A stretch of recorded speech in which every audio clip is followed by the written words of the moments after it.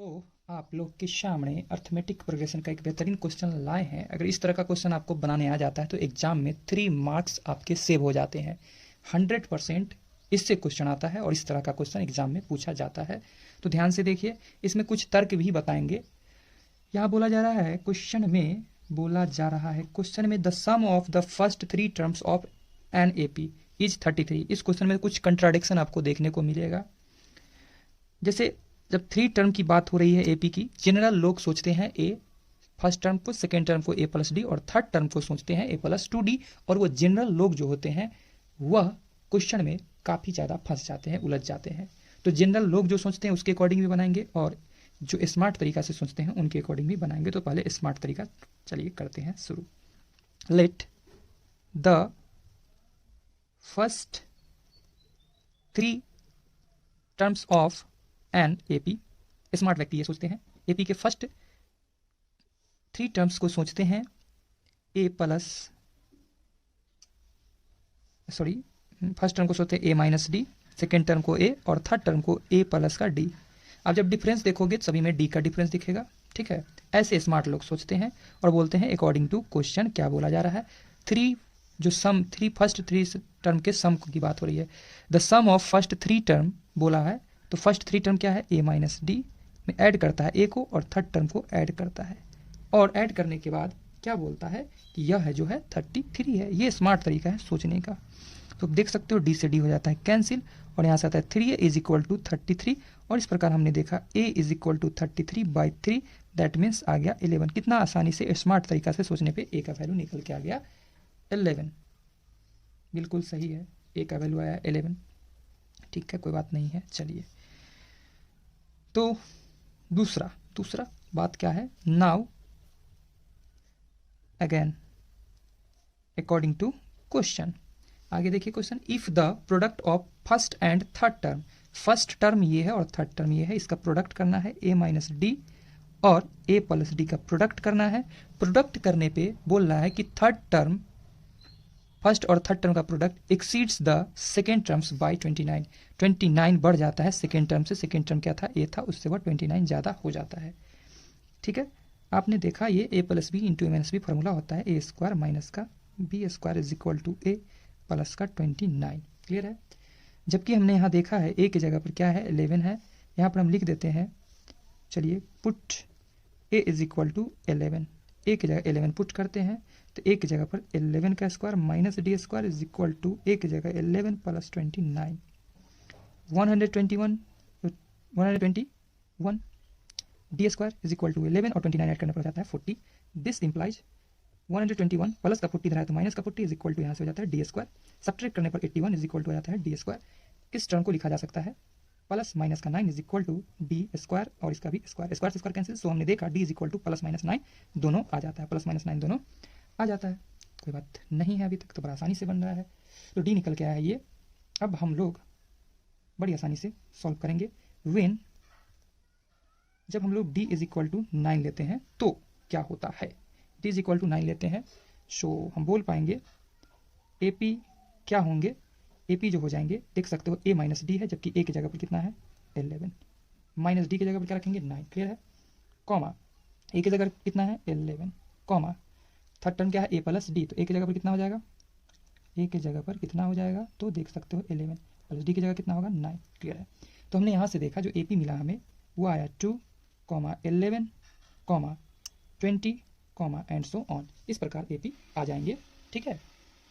जबकि अगर हम बात करते हैं केस सेकेंड का, केस सेकेंड, ये केस फर्स्ट था, case first. When D is equal to -9 लेते हैं, सो AP जो निकल के आता है वह निकल के आता है, ध्यान समझिएगा, A की जगह पर कितना है 11 है, माइनस D की जगह पर कितना लेना है -9, ब्रैकेट -9, कॉमा A की जगह पर 11 और A+D, तो A की जगह पर 11 प्लस D की जगह पर -9। तो यहाँ से AP देख रहे हैं हम लोग 11 minus minus plus 9, 11 plus minus -9 and so on. इस प्रकार नंबर और भी आएंगे, यानी 20, 11, 2 एंड सो ऑन। इस प्रकार हमने देखा। लेकिन जो व्यक्ति स्मार्ट तरीका से नहीं सोचते वो बच्चे एग्जाम में क्या करते हैं गलती। अगर वो बच्चे के पास कैलकुलेशन क्षमता अच्छा है, कैपेसिटी अच्छा है, तो बना लेगा, वो एज्यूम करेगा वही पुराना method let the first 3 terms of an AP, वह बच्चा लेगा फर्स्ट टर्म को A, सेकेंड टर्म को A प्लस डी और थर्ड टर्म को लेगा A प्लस 2D। जो ट्रेडिशनल चलता आ रहा है जो मेथड वो लेगा। और बोला जा रहा था थर्ड 3 टर्म का जो सम है वो है क्वेश्चन में 33। वो ऐसे करता A प्लस D और A plus 2D is equal to 33। यही करता वो अकॉर्डिंग टू क्वेश्चन। तो यहाँ से वो लिख पाता 3A plus 3D is equal to 33 और 3 कॉमन लेके लिखता A plus D is equal to 33 और ये कैंसिल करके वो बोलता कि अपना A प्लस डी जो है वह है 11। इसे बोलता इक्वेशन फर्स्ट। जबकि अगेन अकॉर्डिंग टू क्वेश्चन वो क्या बोलता कि बोला जा रहा है product of first and third term. तो फर्स्ट टर्म क्या है अपना A है और थर्ड टर्म अपना क्या है A प्लस 2D है। वो लिखता इस चीज़ को, क्या लिखता, बोला सेकेंड टर्म से कितना ज़्यादा बढ़ गया है, एक्सिड्स का मतलब होता है बढ़ जाना, कितना 29। तो सेकेंड टर्म अपना क्या था A प्लस डी, इससे कितना ज़्यादा है 29 ज़्यादा है। अब इसको इससे मल्टीप्लाई करता, बोलता A² plus 2AD is equal to A plus D plus 29, कुछ ऐसा करता। ठीक है, इस इक्वेशन को थोड़ा और बढ़ाता और बोलता कि हम यहाँ से A इज इक्वल टू निकाल सकते हैं या D इज इक्वल टू निकाल सकते हैं। D इज इक्वल टू निकालता तो 11 माइनस का A करता।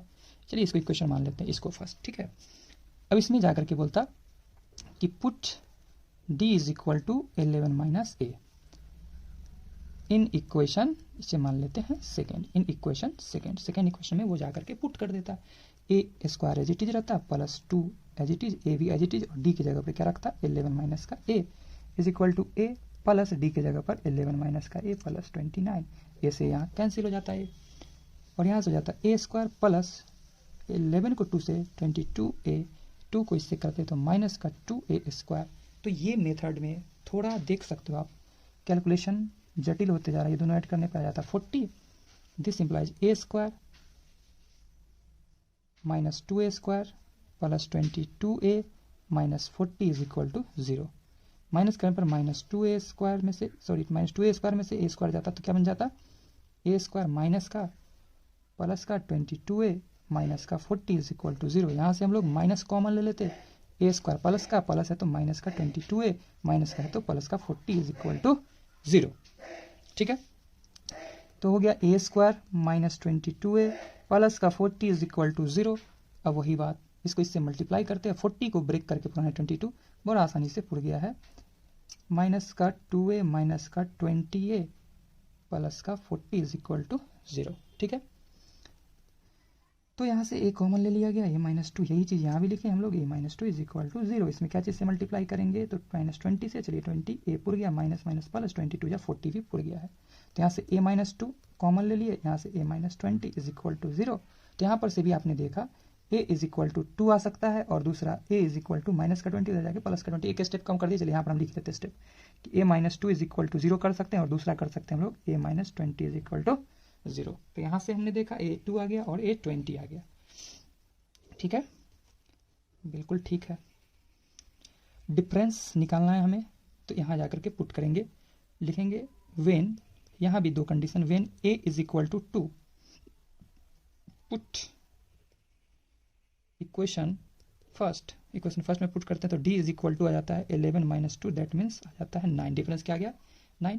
सो AP जो होगा, AP फर्स्ट टर्म को हमने A माना था और A कितना पहला लिया है हम लोग 2 लिया है। ठीक है, बिल्कुल सही।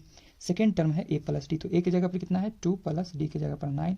थर्ड टर्म हमने क्या लिया था A प्लस 2D, तो A की जगह पर 2 प्लस 2 इंटू D की जगह पर 9। तो देख सकते हो 2, 11, 18 प्लस 2 20, ये देख सकते हो मिल गया ना, बिल्कुल मिल गया है। तो ये भी मेथड से तो बन रहा है। वेन, तो आप लोग को समझ में आया ये मेथड ही क्यों इस्तेमाल करते हैं। ठीक है ना, when A is equal to लेते हैं हम लोग 20 लेते हैं और पुट करते हैं इक्वेशन फर्स्ट में, तो D हमें निकल के आ जाता है कितना 11 माइनस का है A, तो माइनस का है A यानी कि 20, दैट मीन्स माइनस का 9।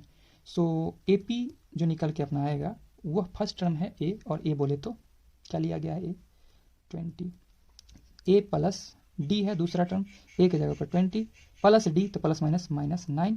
क्लियर है, A प्लस 2D तो A माइनस 2 इंटू D की जगह पर कितना है माइनस का 9, तो प्लस माइनस माइनस हम पहले लगा दिए हैं। ठीक है, तो आ गया 20 में से 9 गया तो 11 और 20 9 टू जा 18, 20 में से 10 जाएगा तो 2, और इस प्रकार हमने देखा कि ये AP इस मेथड से भी ये क्वेश्चन बन जाता है। तो उम्मीद करते वीडियो आप लोग को पसंद आया होगा।